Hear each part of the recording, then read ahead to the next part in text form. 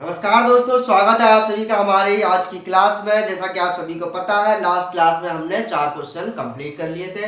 तो आज से हम क्वेश्चन नंबर 5 से स्टार्ट करेंगे, राइट। तो आज हम वही क्वेश्चन करेंगे जो आपके एग्जाम पॉइंट ऑफ व्यू से बहुत ही इंपॉर्टेंट होंगे।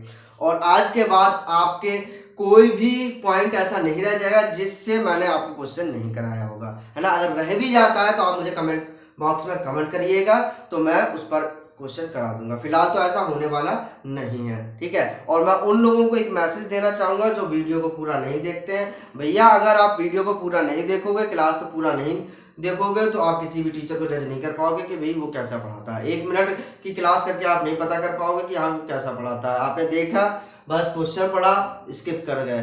भाई, इतना इंटेलिजेंट कोई भी नहीं है मेरे ख्याल से कि आप देखते ही बता दोगे, ठीक है।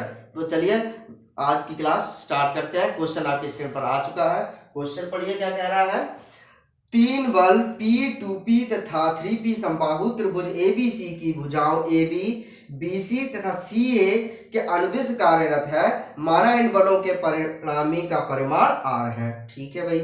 तथा यह BC भुजा के साथ थीटा कोण बनाता है। तब हमें थीटा कोण की वैल्यू निकालनी है और परिणामी का परिमाण R की वैल्यू निकालनी है। तो चलिए क्वेश्चन को शुरू करते हैं। यहाँ पर थोड़ी सी वेक्टर की जरूरत पड़ेगी, राइट। तो आशा करता हूं कि आप सभी को वेक्टर का ज्ञान होगा।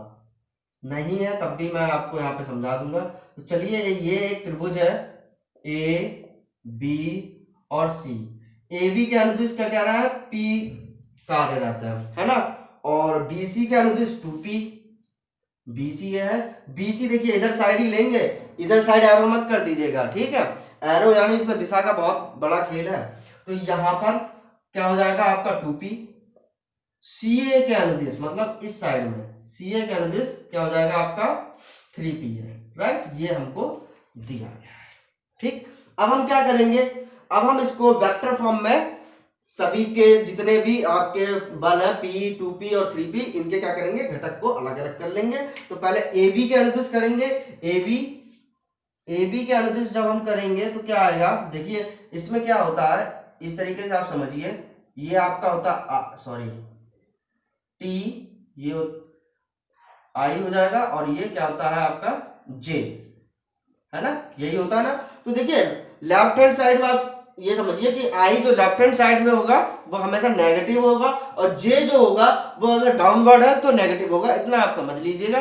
ज्यादा एंटी क्लॉकवाइज और क्लॉकवाइज में जाएंगे तो कंफ्यूज हो जाएंगे, ठीक है। इस चीज को ध्यान में रख के हम क्वेश्चन सॉल्व करेंगे। तो देखिए पी का हम जब घटक लेंगे, राइट हैंड साइड में जा रहा है, राइट हैंड साइड में जा रहा है, तो आई की वैल्यू यानी पी आई पॉजिटिव रहेगा। प्लस अब देखिए ऊर्ध्वाधर कोई घटक ही नहीं है, तो क्या हो जाएगा, वो 0 हो जाएगा, ठीक है। ये होगी हमारी फर्स्ट इक्वेशन।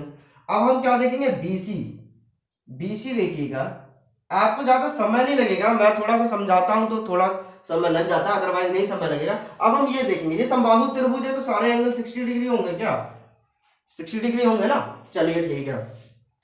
अब इसका हम अगर घटक लेंगे, कैसा, एक्स एक्सिस पर घटक लेंगे, यानी आई का घटक लेंगे तो 2p, ठीक है, आई हो जाएगा।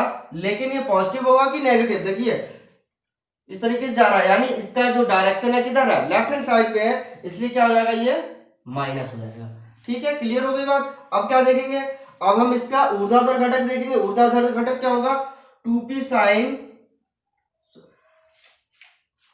एक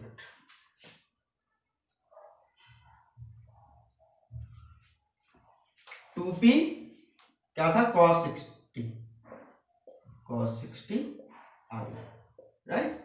अब देखेंगे, ये देखेंगे ऊर्ध्वाधर देखेंगे, क्या आ जाएगा, 2p साइन 60, ऊपर की ओर है यानी कि पॉजिटिव होगा, ठीक है, पॉजिटिव होगा। इसको और सॉल्व कर लेते हैं।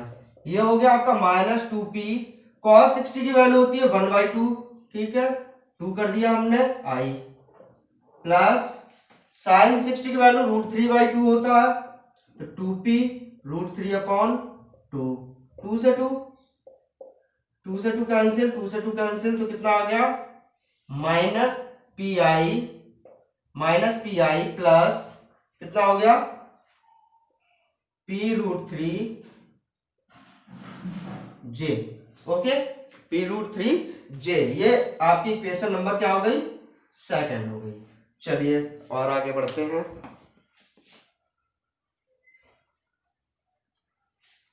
ओके ठीक है, अब हमने BC निकाल लिया, CA निकालते हैं।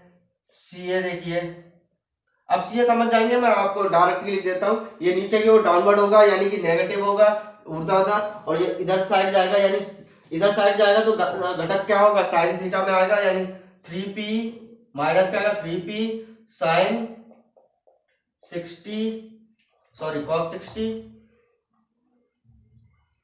इधर साइड 60 है आपका, ये वाला भी क्या होगा, 60 होगा। ठीक है, तो 3p cos 60, नीचे की ओर ये भी माइनस हो जाएगा, 3p साइन 60। ठीक है, 3p साइन 60, तो ये कितना हो गया, माइनस 3p cos 60 की वैल्यू कितनी होती है, cos 60 की वैल्यू 1/2 होती है, तो माइनस 3p अपॉन 2 हो गया, माइनस 3p√3/2 हो गया।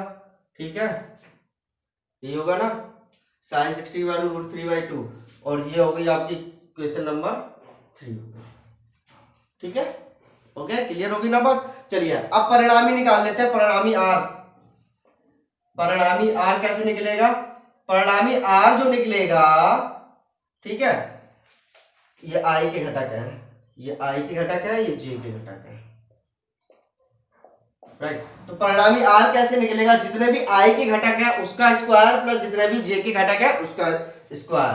तो देखिए इसका क्या है, P, इसमें कितना आया था, माइनस P, इसका कितना आया, माइनस 3p अपॉन 2 इसका स्क्वायर, प्लस J का यहाँ पे 0 है, ठीक है, नहीं लेंगे 3, और इसका है p√3 प्लस यहां पर कितना है, माइनस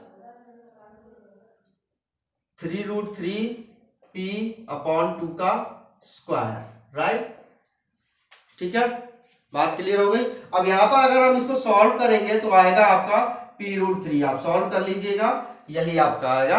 ठीक है, p√3। अब देखिए क्या कह रहा है क्वेश्चन में भैया कहा जा रहा है कि जो एंगल बन रहा है, जो एंगल परिणामी R का बन रहा है, वो किससे बन रहा है, BC भुजा से बन रहा है। BC कौन सी है, BC भुजा से बन रहा है। तो BC भुजा का जो हमने निकाला हुआ है, क्या निकाला हुआ है, ये वाला निकाला है। ठीक है, ये निकाला है।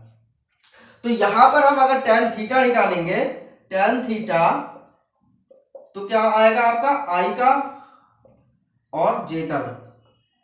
ठीक है, I की वैल्यू कितनी है और J की वैल्यू कितनी है, इसमें साइन नहीं लिया जाएगा आपका। ठीक है, तो यहां पर कितना है P, और यहां पर कितना p√3 tan theta, right.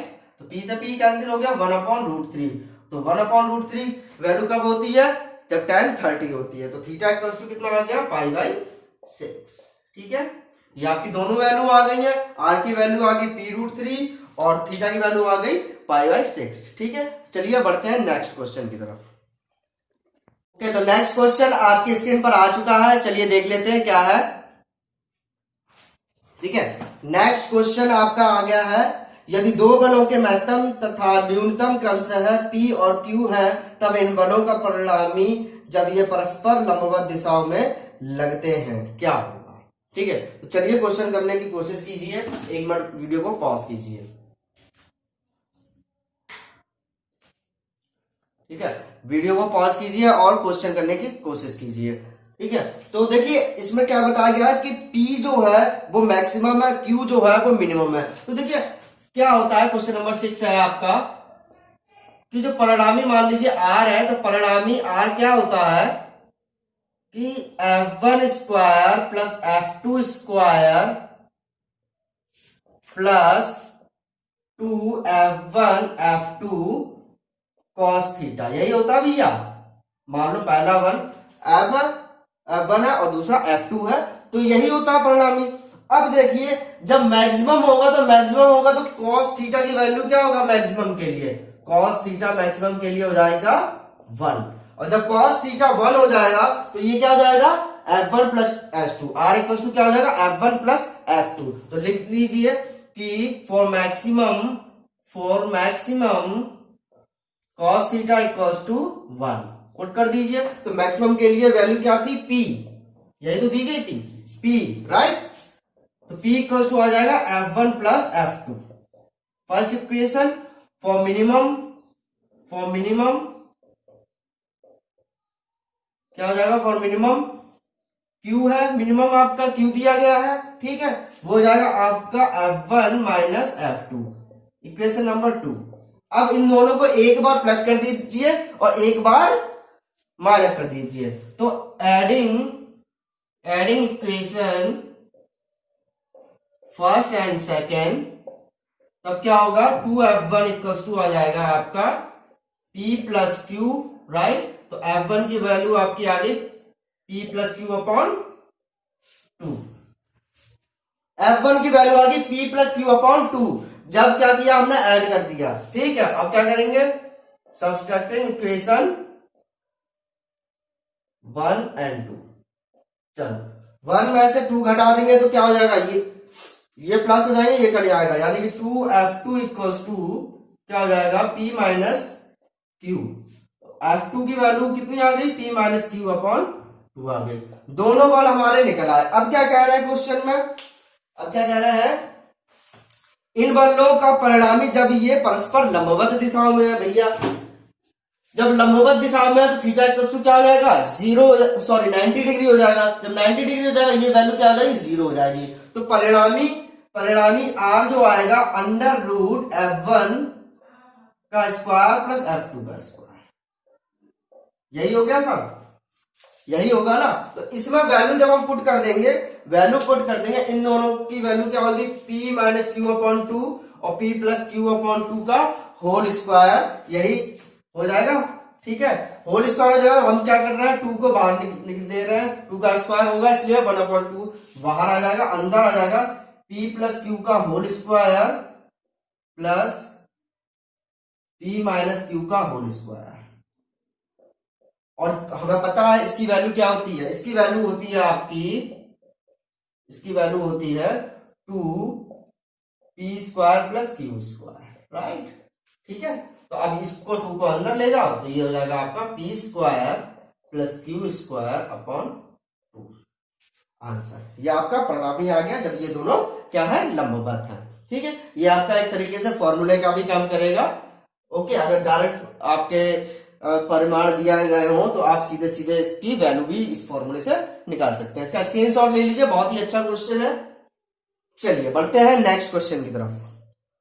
Next question आपकी स्क्रीन पर आ चुका है, उसको पढ़िए। क्या है, किसी भारी समान छड़ AB का एक सिरा AB ये छड़ है, इसका सिरा A क्षैतिज रूप छड़ AC पर है, ये AC छड़ है, इस पर A सिरा है, ठीक है, ओके। जिससे यह एक छल्ले द्वारा जुड़ा हुआ है, यहाँ पर एक छल्ला है उससे जुड़ा हुआ है, ठीक, सरक सकता है। B तथा C एक डोरी द्वारा जुड़े हैं, B तथा C एक डोरी से जुड़े हैं, इसलिए इसमें टेंशन क्या लग रही है, T लग रही है, ठीक है। जब छड़ फिसलने की अवस्था में है तब यदि एंगल ABC 90 डिग्री, ठीक है, म्यू घर्षण गुणांक तथा अल्फा AB और ऊर्ध्वाधर के बीच में कोण है। AB छड़ ये है, ये ऊर्ध्वाधर है, ठीक है, इसके बीच का एंगल अल्फा है तो ये भी अल्फा होगा, राइट। अब ये W कहां से आया भैया, W बताइए कहां से आया। देखिए ये जो हमारी AB छड़ है, AB जो छड़ है हमारी, उसका भी तो अपना कोई वेट होगा ना, और जो वेट होगा वो कहां पर लगेगा, सेंटर पर लगेगा। मान लीजिए सेंटर G है, सेंटर पर लगेगा W, ठीक है। अब हम क्या कर लेंगे, ऊर्ध्वाधर और क्षैतिज जो जितने बल लग रहे हैं वो देख लेते हैं कौन कौन से। एक तो यहाँ पर पॉइंट पे, इस पॉइंट पे क्या लगेगा, हमारी अभिलंब प्रतिक्रिया R लगेगी, और उसके लंबवत क्या लगेगा, म्यू R, राइट, म्यू आपका घर्षण गुणांक है। तो हम देख लेते हैं, पहले क्षैतिज घटक देख लेते हैं कौन कौन से। म्यू देखिए क्या है, लेफ्ट हैंड साइड, अभी मैंने पहले क्वेश्चन में बताया था, लेफ्ट हैंड साइड में माइनस होगा, minus mu R equals to क्यों, प्लस एक इसका घटक लगेगा ना, टी का घटक देखिए लगेगा, क्या लगेगा, टी कॉस अल्फा। और कोई घटक लग रहा है भैया क्षैतिज में, इस लाइन में देखिए कोई भी घटक नहीं है, इक्वल टू 0। तो यहां से अगर हम वैल्यू निकाले, यहां से अगर हम टी आर की वैल्यू निकाल लेते हैं, चलो यहां से अगर हम आर की वैल्यू निकालेंगे तो क्या आएगा, T cos alpha upon mu. Equation number first, R की वैल्यू निकाली है, ठीक है, आर की वैल्यू। अब हम ऊर्ध्वाधर घटक देखेंगे कौन कौन से हैं। पहला तो आर आ रहा है, ठीक है, आर आ रहा है, और ऊपर की ओर कौन सा आएगा, टी साइन अल्फा आएगा, plus T sine alpha, right, minus आपका क्या हो जाएगा, नीचे की ओर डब्ल्यू है, तो हम डब्ल्यू को उधर साइड लिखते हैं, ठीक है, डब्ल्यू को उधर साइड लिख दिया, ओके। आर की वैल्यू ये वाली यहाँ पुट कर दो, ये हो जाएगा आपका, सीधे सीधे मैं एलसीएम लेके लिखूंगा, तो टी कॉस एल्फा, म्यू का एलसीएम ले लिया तो plus mu T sine alpha equals to mu W. यहां से टी की वैल्यू हमें मिल जाएगी, टी की वैल्यू क्या मिल जाएगी, mu W upon cos alpha plus mu sine alpha, ठीक है भैया। यहां से टी की वैल्यू मिल गई, इक्वेशन नंबर 2 हो गई। अब हम क्या करेंगे, पॉइंट ए पर आघूर्ण ले लेंगे। जब पॉइंट ए पर आघूर्ण लेंगे तो यहां पर जितने भी कार्यरत बल है उनका आघूर्ण 0 होगा, क्योंकि यहां पर इनकी लंबवत दूरी जो है वो 0 होगी, ठीक है भैया, कोई दिक्कत वाली बात नहीं है। अब देखिए बाकी के आपके क्या बचा, एक डब्ल्यू बचा और टी बचा है, तो इनके लिए ले लेते हैं, ठीक है, इनके लिए ले लेते हैं, तो इनके लिए लो भैया। अब इनके लिए अगर हम बल आघूर्ण लेंगे तो जब डब्ल्यू क्या है, देखिए नीचे की ओर कार्यरत करेगा तो माइनस में आ जाएगा, क्या आएगा, माइनस डब्ल्यू, क्या आएगा, इसके लंबवत देखिए, एक के लंबवत क्या आएगा, डब्ल्यू साइन अल्फा आएगा भैया, पहले बता देना समझ में ना आए तो, डब्ल्यू साइन अल्फा मल्टीप्लाई लंबवत दूरी कितनी है भैया, एजी आ गया, ठीक है, प्लस ये तो पहले से लंबवत है, एक लंबवत है, तो टी डॉट इसकी लंबवत वैल्यू कितनी है, दूरी कितनी है, ए बी है ना, इक्वल्स टू 0। ये बात क्लियर हो गई सभी को, ये बात क्लियर हो गई। अब क्या करो, ये डब्ल्यू वाला उधर ले जाओ, T dot A B equals to W sine alpha.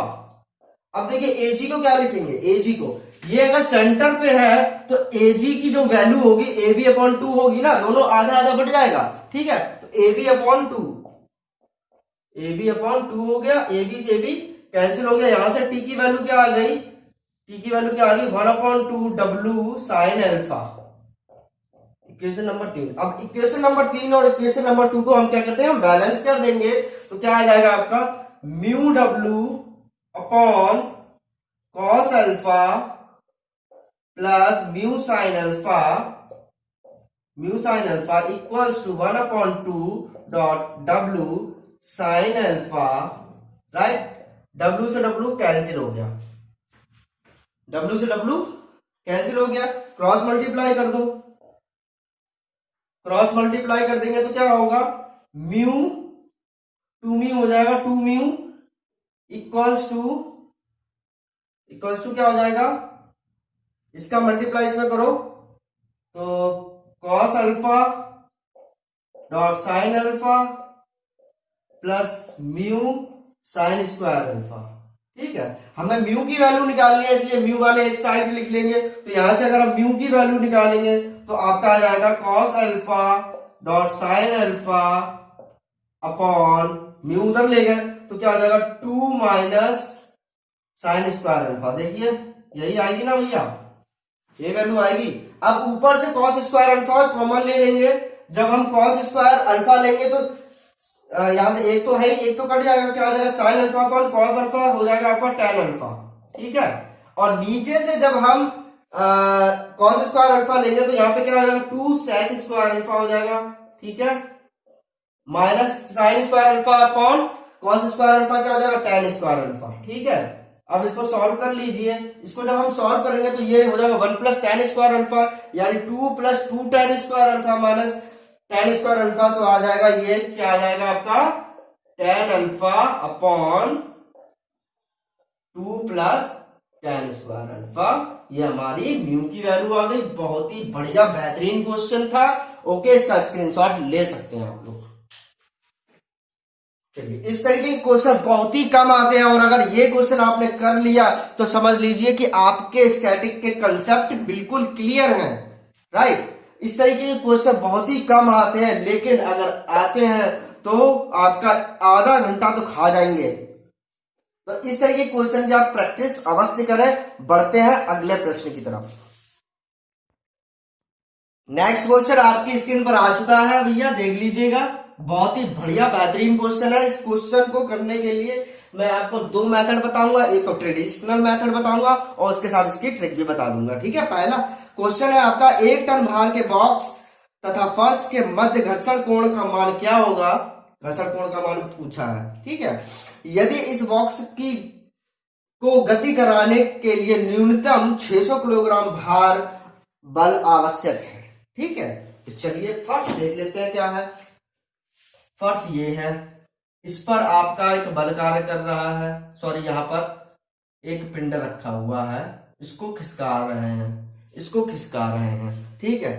तो इसको खिसका रहे हैं, ये थीटा एंगल मान लेते हैं हम, इसको खिसका रहे हैं, राइट। और मान लीजिए कि इस पर जो बल लग रहा है वो P बल लग रहा है। कितना बल लग रहा है भैया? P बल लग रहा है। एक अभिलंब प्रतिक्रिया ऊपर की ओर लगेगी कि नहीं लगेगी? लगेगी ना, R। और इधर क्या लगेगा फिर? जब इधर की ओर खींच रहा है तो इधर म्यू आर लगेगा भैया, पहले समझ लीजिए, राइट। और इसका भार W नीचे की ओर लग रहा है। इन सबकी वैल्यू दी हुई है, बाद में रखेंगे, ठीक। चलिए, ये सारी चीजें हो गई हमारी, ओके। तो अब हम वही एक काम करेंगे, क्या करेंगे, ऊर्ध्वाधर और क्षैतिज घटक में इसको बांट लेंगे। तो ऊर्ध्वाधर घटक और क्षैतिज घटक में बांटेंगे। देखिए W और R तो सिर्फ ऊर्ध्वाधर में ही है, तो क्षैतिज घटक में क्या आएगा आपका, म्यू आर इक्वल टू आपका सीधे सीधे P cos थीटा आ जाएगा, ठीक है, P cos थीटा, है ना। क्लियर हो गई ना बात, यही आएगा। चलिए क्वेश्चन नंबर फर्स्ट। अब ऊर्ध्वाधर में हम बांटेंगे तब क्या क्या आएगा, ऊर्ध्वाधर में देखिए R plus P sine theta equals to किसके हो जाएगा भैया, W के हो जाएगा कि नहीं हो जाएगा, बताएं हमें। बिल्कुल होगा कि नहीं होगा, ये चीज क्लियर है ना। ओके, ठीक है। चलो अब हम क्या करें, हमें इतनी चीज तो मिल गई, राइट। R की वैल्यू हमें पता नहीं है, तो R को यहां से क्या कर दे, एलिमिनेट कर देते हैं, वही हम इसमें भलाई होगी। तो R की वैल्यू यहां से निकाल लो। R की वैल्यू यहां से निकालेंगे तो क्या आएगा, P cos थीटा अपॉन क्या आएगा, म्यू आएगा, plus P sine theta equals to W। सही है ना भैया। चलो अब क्या करेंगे, P cos theta plus mu dot P sine theta equals to W dot mu, right. अगर हम मान लें कि जो घर्षण कोण है, घर्षण कोण लैम्डा, तो म्यू इक्वल्स टू क्या हो जाएगा, 10 लैम्डा हो जाएगा भैया, नहीं हो जाएगा, ठीक है। ये चीज याद रखिएगा। अब वही चीज हम यहाँ पर पुट करेंगे। पहले यहां से P की वैल्यू निकाल लें या सीधे ऐसे रख देते हैं, है ना, ऐसे रख देंगे तो सॉल्व करने में आसानी होगी। चलिए, तो P कॉमन ले लिया हमने, यहां से P कॉमन ले लिया, cos थीटा प्लस इसकी जगह रखिए sine alpha upon cos alpha. 10 alpha को हमने तोड़ दिया साइन अल्फा और कॉस अल्फा में, multiply by sine theta equals to W dot sine alpha upon cos alpha. Clear होगी बात क्लियर। इसमें एलसीएम ले लो तो ये कॉस अल्फा कट जाएगा, ठीक है, कॉस अल्फा कट जाएगा, तो अंदर क्या बचेगा, cos theta multiply by cos alpha, cos theta multiply by cos alpha plus sine alpha sine theta, sine alpha dot sine theta, ठीक है, equals to W dot sine alpha. बात clear होगी भैया, बताइए, नहीं हुई है, होगी ना। चलिए, इसमें P था, कॉमन था P, राइट ओके। अब देखिए ये देखिए फॉर्मूला लग रहा है, क्या लग रहा है, cos a माइनस बी का फॉर्मूला बन गया ना हमारा, cos a माइनस बी का फॉर्मूला बन गया। लेकिन यहां पर क्या होगा, थीटा ग्रेटर देन होगा भैया लैम्डा से, तभी तो ये मूव कर पाएगा ना। घर्षण गुणांक से ये वाला क्षैतिज कोण क्या होना चाहिए, ग्रेटर देन होना चाहिए, राइट, तभी क्या होगा, मूव कर पाएगा, राइट। अब देखिए ये तो एक कंडीशन होती है, इसके बाद एक और कंडीशन भी मैं बताऊंगा तो आप लोग चौंक जाएंगे। ठीक, ये हो गया। तो इसको हम क्या लिखेंगे, P equals to W dot sine alpha upon क्या हो गया, cos theta minus lambda, theta minus lambda. अब एक चीज मैं प्रूफ करने वाला हूं जो सीधे शॉर्ट ट्रिक पे अटकेगी जाके। देखिए P हमारा क्या था, मिनिमम था, मिनिमम वाली बताया गया है, क्वेश्चन ठीक से पढ़िएगा। P मिनिमम था, अगर P मिनिमम होगा तो नीचे वाली वैल्यू क्या होगी, मैक्सिमम होगी। तो मैक्सिमम के लिए क्या होता है, cos थीटा की मैक्सिमम वैल्यू भैया क्या है बताया हमें, cos थीटा की मैक्सिमम वैल्यू होती है 1 यानी कि cos 0। ठीक, तो theta minus lambda equals to 0, यहां पर आ गया थीटा इक्वल्स टू लैम्डा। ये आपकी शॉर्ट ट्रिक है भैया, ये आपकी निकल आई शॉर्ट ट्रिक। इसको ध्यान रखिएगा कि जब भी मिनिमम वैल्यू की बात आएगी तो जो क्षैतिज कोण बनेगा किससे, रिजल्टेंट से, जो क्षैतिज कोण बनेगा वही आपका क्या होगा, घर्षण कोण होगा। तो ये चीज हम पहले भी रख देते यहाँ पे तो तुरंत आंसर आ जाता है ना। लेकिन मैंने आपको ये समझाया, पूरा का पूरा डेरिवेशन समझाया। ये मेरा समझाने का मकसद ये है कि आपको ट्रेडिशनल मेथड आना चाहिए, आपको पता होना चाहिए कि ये कैसे आया, कैसे प्रूव हुआ। ठीक है, अब तो बात क्लियर ही हो गई, अब कुछ करना ही नहीं है हमें। अब यहाँ पर वैल्यू पुट कर देंगे, ये तो वैल्यू 1 हो गई पूरी, तो P इक्वल्स टू क्या हो जाएगा, जब ये 1 हो गया तो क्या हो जाएगा, P इक्वल्स टू हो जाएगा, W की वैल्यू हमें पता है और P की भी वैल्यू पता है, तो रख देते हैं ना सीधे सीधे। P की वैल्यू कितनी है, 1 कितना लगाया जा रहा था, 600। W की वैल्यू है 1000, 1 टन, 1 टन की value 1000। Sign alpha, right, sine alpha ये कट गया, कितना आ गया, साइन अल्फा इक्वल टू आ गया हमारा 3/5, यही आया ना। तो tan अल्फा क्या हो जाएगा, tan अल्फा 4/5। ठीक, tan अल्फा कितना है, 4/5। ठीक है, आंसर आ गया, खत्म हो गई बात। और यही चीज अगर हम यहां पर रख देते तो कितने 30 सेकंड में क्वेश्चन सॉल्व हो जाता है, बस खत्म। देखिए अगर आपने फिगर सही बना लिया, स्टैटिक का एक रूल है, अगर आपने अपना डायग्राम सही बना लिया तो आपका आंसर बिल्कुल सही आएगा। तो सबसे पहले हमारी अप्रोच क्या रहनी चाहिए, सबसे पहले हमारी अप्रोच ये रहनी चाहिए कि क्वेश्चन को ध्यान से पढ़े, बिल्कुल ध्यान से पढ़े, कोई भी चीज छूटने ना पाए। एक लाइन आपने पढ़ ली और उसमें जो चीज दी गई है उसको सीधे ड्रॉ कर लें, दूसरी लाइन पढ़े, जो चीज दी गई है ड्रॉ कर लें और उसको दूसरे से रिलेट करते हुए चलें। कोई भी फोर्स ना छूट पाए, कोई भी एंगल ना छूटे, एक भी चीज छूट गई तो आंसर सही नहीं आएगा। तो चलिए आज का सेशन यहीं पर समाप्त करते हैं। कैसा लगा आज का सेशन, कैसी लगी आज की क्लास और ट्रिक्स, तो मुझे जरूर बताइएगा कमेंट करके। ठीक है, वीडियो को लाइक करना ना भूलिएगा और दोस्तों के साथ शेयर करना ना भूलें। धन्यवाद।